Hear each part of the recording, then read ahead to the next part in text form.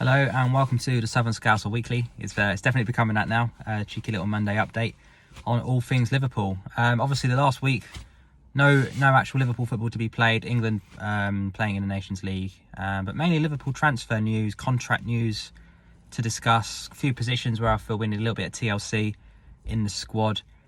Who's going out, who's coming in. That's going to be the main basis of this week's update. So diving straight back in. James Milner has signed a new 1-year deal extension. I'd love to get your thoughts on it. I dared have an opinion on Twitter and got absolutely roasted for it, but I have opinions. I don't necessarily always say that everybody has to agree with me, but I have an opinion, and I will voice it. So for me, James Milner, let's just get this right, absolute legend. He's going to have played since he was 16, into 37, so over 2 decades of top flight football. All of that is in the Premier League, which is quite outrageous, and not just for a bang average team coming towards the end of his career. He's still playing for the second best team in the country. We came second in the league, so fantastic servant, one of the best free transfers of all time. Obviously over the years has slowly, gradually declined naturally with age. Less minutes, less game time. He featured in a lot of matches this season because we needed him to. But I feel the midfield area is a position which we really need to look at pretty quickly. Re-signing someone at 36 years old, for me, is a bit desperate. It's a bit of a backward step. James Milner has been brilliant. I think this year, to go out on a high, 2 trophies, two runners-up medals, fantastic. I think it was time to call it a day, personally. I don't think he's got too much more to offer Liverpool FC. And if he does have more to offer Liverpool FC, it's because we're not bringing in the right replacements for him, and haven't done for a considerable amount of time. So I'm not disappointed that he's staying, but I hope it doesn't mean that we don't sign another midfielder and we're just keeping him for 1 more year, and he then becomes a coach maybe this time next year. Maybe we've got other options and other positions we need to strengthen first, and Milner can do a job for another season on heavily reduced terms. As I'm told, he was on about 140 grand a week, so I would imagine that's probably halved for him to stay at the club. Still significant money for someone that's probably going to play the first 3 rounds of each cup, and I don't see him starting many Premier League or Champions League games, to be honest with you. Maybe he'll come on, obviously, and as a substitute, that's usually going to be his role.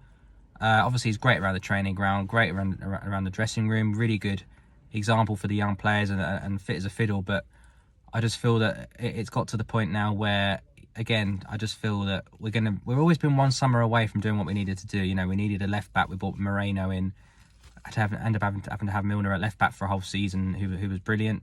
Needed a goalie, stuck with Karius and Mignolet, cost us a Champions League title, and needed a centre back to replace Lovren. Yes, he wasn't a great defender, but he was there and he did play games. So Nat Phillips and Reece Williams and Henderson and Fabinho all had to kind of fill in that season, and that cost us another go at the title in the Champions League for me. So I just feel, let's address the midfield now. Don't wait another year. I look at the midfield options for this coming season. Fabinho, 100% yes, best CDM in the world for me, fantastic. Henderson and Thiago, when they're fit, great. Really, really good options. Can't play 90 minutes, probably either of them now, which means you need more. Keita, for me, I'll get onto him later. I don't rate the guy at all. Curtis Jones, for me, bit of a stagnated season. He comes in, does okay, comes out again, doesn't play.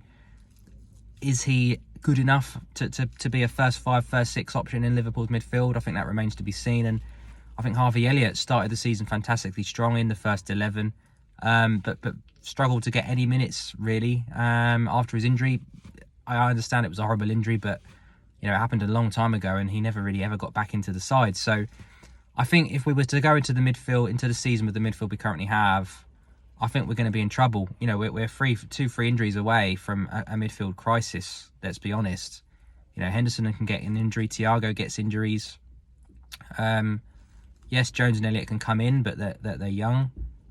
Milner's not usually injured, but he can't play a considerable amount of time, and I don't rate Naby Keita either. And again, we know he's injury prone. So let's get on to Naby Keita, because 5 years in, you look at him and Fabinho came in the same summer. You look at how integral Fabinho is in that spine. and how unintegral Naby Keita is. I still don't really know what he brings to the team. People say he's a ball carrier. I've not seen it. I don't see him dribble with the ball. Pass players, ball retainer. Every time he gets it, he gives the ball away. He doesn't assist. He doesn't score many goals. He had a chance in the Champions League final and blazed it high and wide over the bar. Imagine saying you don't want a chance like that in the Champions League final to fall to someone that cost you 60 million. That's Liverpool's most expensive midfielder in their history. And he's been a flop. Let's be honest. We keep trying to defend Naby lad.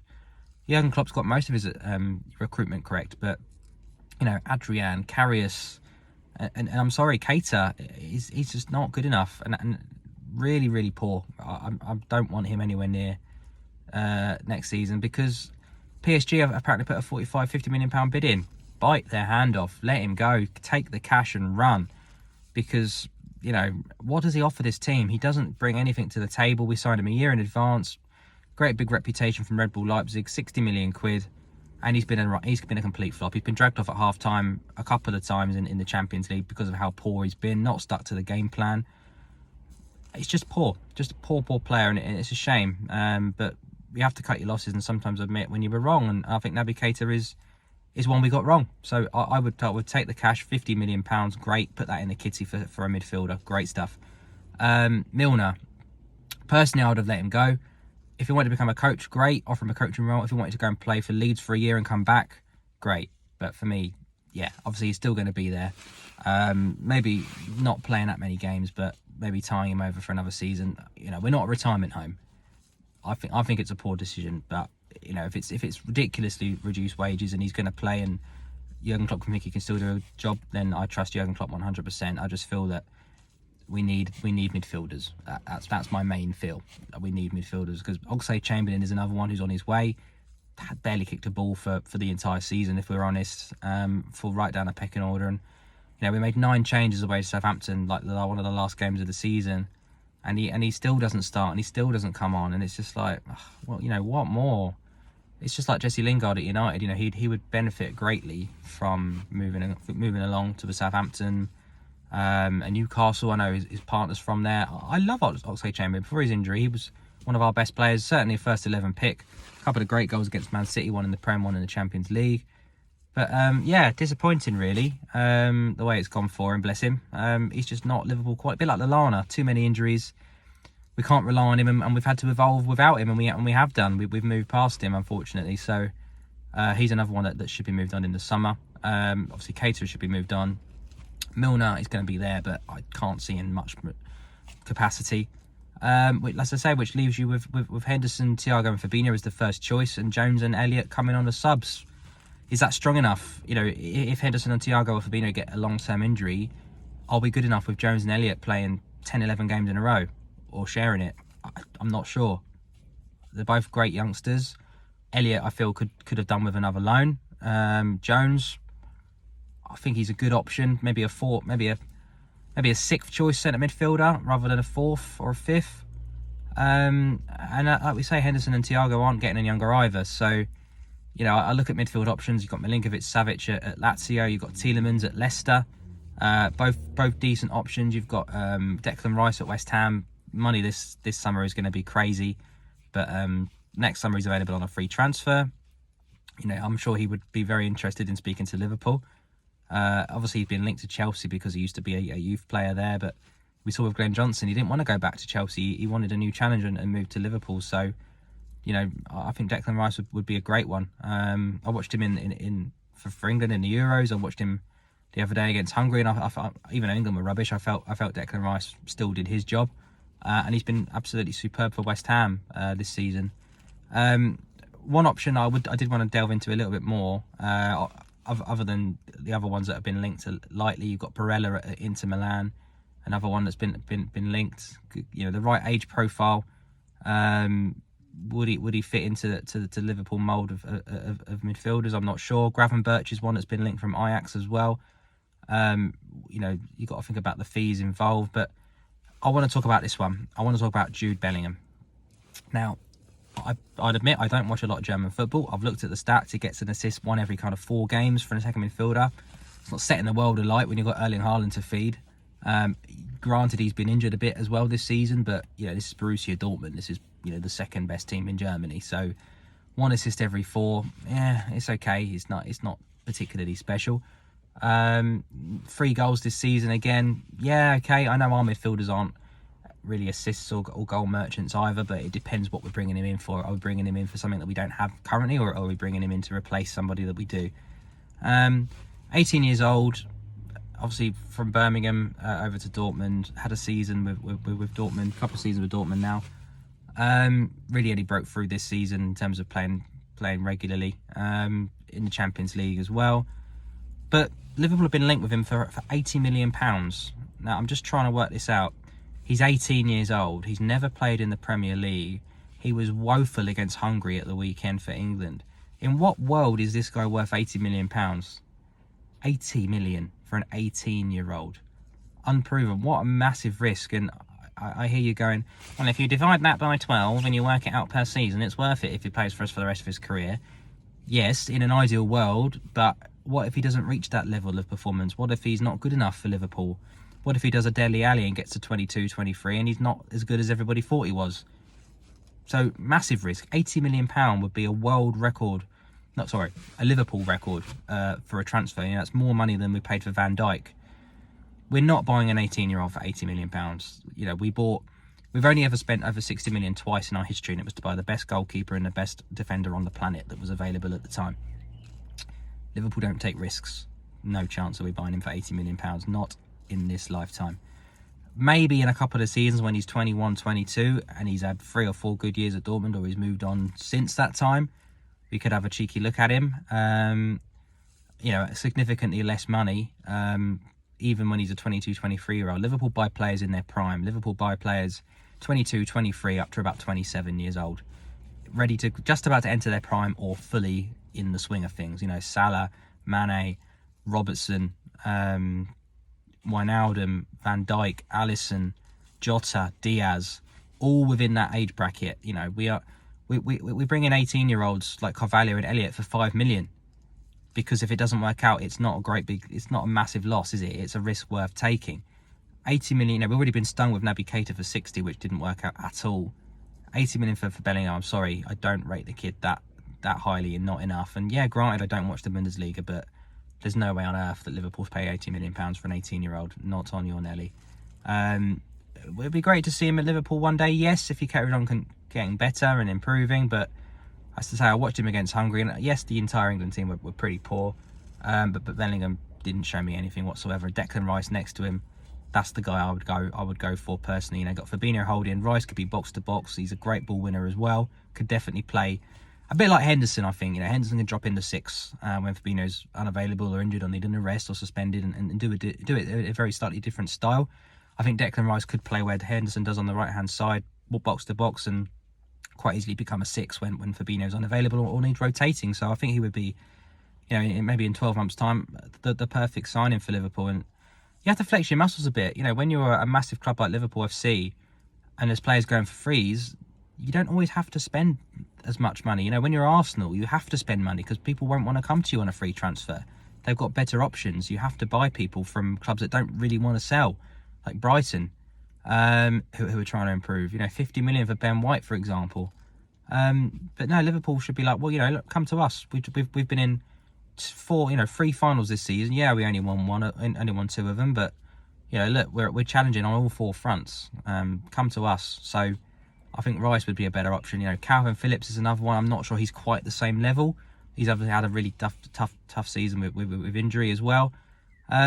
So yeah, we'll have to wait and see what happens in that department. But for me, there's a lot of work to do in that midfield area. You know, the names I've mentioned. Mane is another one from Monaco. Looks really good. Right age profile. Linked quite heavily with Real Madrid. But how many midfielders do they need? You know, they've got Casemiro and Cruz, both still in their prime. Cruz only 31. Everybody thinks he's about 38. He's not. Camavinga's coming through. Valverde's coming through. You know, do they really need Mane as well yet? I don't know. If Modric is still going to be staying around, you know, he's 36, but he's still winning Champions League. So, yeah, now I'm comparing it to James Milner. I think Modric is slightly more, you know, he's just a better player than Milner. It's different, isn't it? You know, Milner is very good at what he does, but Modric is absolute class, isn't he? A bit like Pirlo. So we'll see what happens in midfield. Anyway, moving forwards, literally, into the attack. Origi's gone. Mane, let's talk about him in a moment. Minamino, asking for more minutes. Could be moved on. I don't see a loan for Minamino because of his age. I think we either keep him and say, do you know what, we're going to give you more game time, or we cash in. And I think it is cash in. I don't see him getting any more game time, even if Mane leaves, because Diaz has come in on that left-hand side. Mane has been playing through the middle. Salah plays 90% of the games on the right-hand side. So yeah, what happens with Sadio Mane? Obviously, he said he wants to move on. He's won every single thing he can with Liverpool. Absolutely superb. Been here for a long while now. He's here a year before Salah, so 6 years or so. Probably doesn't feel valued as much as he should do. Should have been offered a new contract before, but yeah, he's entering he's 30 now. Salah's 30, Firmino's 30. You can't give 30-year-olds, 4-year contracts on 250 grand, 300 grand a week, because when they get to their 33rd and 34th year, 2 or even 3 of them might not even be in your first 11 anymore, and you're spending nearly £1 million a week on them.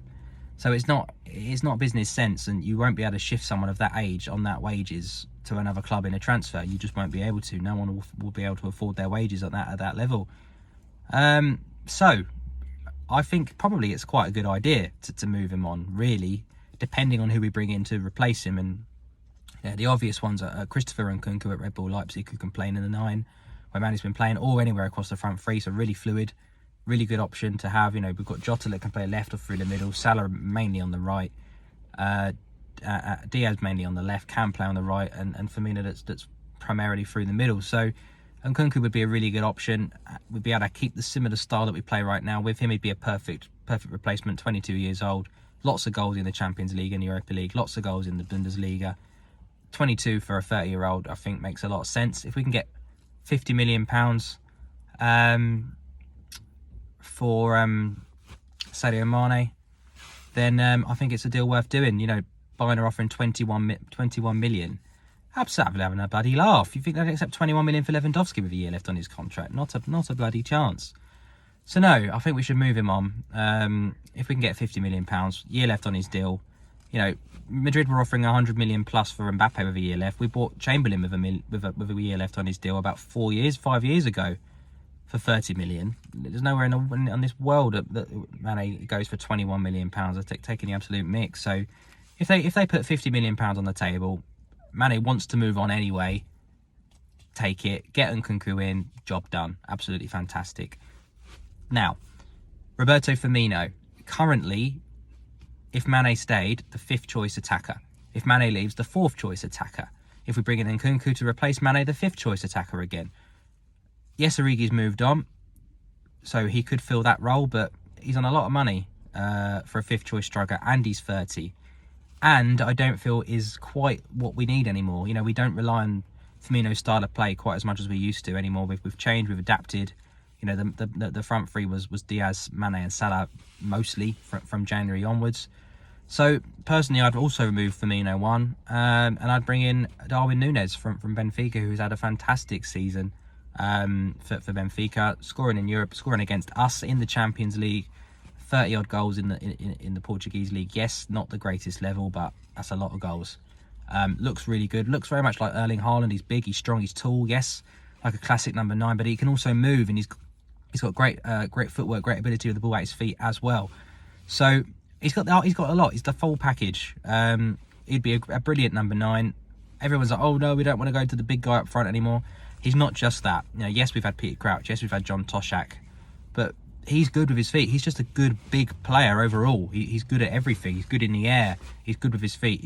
I would probably say he's probably better with his feet as like a general Liverpool attacker than just a focal point number 9. But he can do that if you need to mix it up. And every time we need a goal, we chuck Origi on because he's the closest thing we have to that. And more often than not, he does get the goal to save our skin. So I think Darwin Nunez would be a great addition. Yes, he'd cost a lot of money, 50-60 million pound. What do you expect to pay if you want to remain at the top table? Manchester City have just bought Erling Haaland. If we get 50 million for Mane, great. I think Nkunku we could get for around the same price. If we move Firmino on, I think we could get 30 million for him maybe. Darwin Nunez, all right, there's 30 million towards him. What's the summer budget this year? 50 mil. There's just over half of it, and you've got 2 brand new attackers for what, basically £30 million net. So I think that would be a no-brainer for me. Minamino, I think, would be moved on, but that still relieves you with the 5 attackers, because I don't want to drop back down to the 4. We saw really that when Diaz came in, things started to happen. We closed the gap to Manchester City in the league. We went to the final of all 3 tournaments because we had that rotation, and Diaz was just what we needed. So, yeah, Firmino and Mane out, Diaz and Nunez and Nkunku in the front 3. Obviously, like I say, midfield, it's a difficult one. Mane would be great. Again, that's going to be 40-50 mil. Yeah, I think that would be brilliant. I think the defence is absolutely sorted, to be honest. I think Gomez can cover right back or centre back. Konate, Matip, Van Dijk, Trent, Robertson and Tsimikas, great stuff. Kelleher and Alisson, great. So I think, yeah, at least one world-class midfielder. I think I would get rid of, it's get rid of 4 attackers and bring in 2, really, if you include Minamino and Origi. I think that would be good summer business. I think that would be all we need to go again in all 4 trophies, really. So yeah, that's kind of it on the transfer front. Other than that, a little bit of news. Liverpool's Community Shield match is going to be the end of July against Man City, held at the King Power Stadium. So I'm going to try and go to that because that's not too far from me at all. Obviously Wembley would be closer, but there's a women's Euro match going on the same day. So yeah, that would be good. That's a tournament Klopp's not won yet. We've lost to City and Arsenal, both on penalties. The second one particularly painful. So that would be good. That would be good to get them in that one. And our penalty record lately has been quite good, isn't it? So if he did go to penalties again against Manchester City, who knows? We haven't beat them on a shootout yet, so we shall see. But yeah, other than that, obviously Red Sea podcast, things tend to slow down. No Liverpool matches to talk about anymore. Lots of transfer stories. I think one a week is a pretty good effort, really. So there's enough to talk about. There's always news coming out every day, something about Liverpool FC. But I think to give it enough to talk about a week or so gap from myself over here on the Southern Scouser channel. But yeah, the Red Sea podcast will be jumping on a bit more debate. Me and James have very different views on transfers. For example, the Bellingham transfer. I know a lot of people disagree with me on the Milner one as well. Naby Keita one I get, again, people disagree with me, and yeah, some people think I'm playing FIFA because I mentioned that I want change and I want new players. But if you think about it, really, Mane out for 50 mil, Origi out on a free, that's wages freed up. 10, 15, 20 million for Minamino. That's 60, 70 million pounds. That's Nkunku. Darwin Nunez, if we got rid of Firmino, again, you're looking at maybe an extra 30, 40 mil on top of that. 20 mil you got left over from the first one for after buying Nkunku. And in the midfield, go and buy a midfielder for £40 million. You're only really spending £60 million in the summer net. That's not a lot. If you want to become and remain one of the best teams on the planet, 60 million net spend in a summer window, yes, you kind of have to do that. We've done it before. We brought in Fabinho and Keita and Alisson and Van Dijk, and we really went for it. Between a January and a summer, because we needed those players. And at some point your squad ages. They get to a certain position where you move them on before they're not worth anything, and you bring the new lot in. And Jurgen Klopp signed a new deal till 2026, which proves he's here for this changeover. He's here for blending this squad into a new one. We saw Fergie adapt the squad and bring through new ones multiple times. This will be Jurgen Klopp's first time, really. Jota and Diaz and Konate are already proof that he's bringing the next gen through. I think Carvalho, Jones and Elliott are probably the one below that. Kelleher potentially, we'll have to wait and see what happens there. Alisson can play a lot longer being a goalkeeper. So yeah, exciting times ahead. Mane, Nunez and Nkunku for me would be absolutely top of the shop. Maybe Declan Rice in a year's time when Milner does decide to finally hang up his boots, but what a career he has had. That's it from me today. Thank you for watching as always. I'll catch you next time.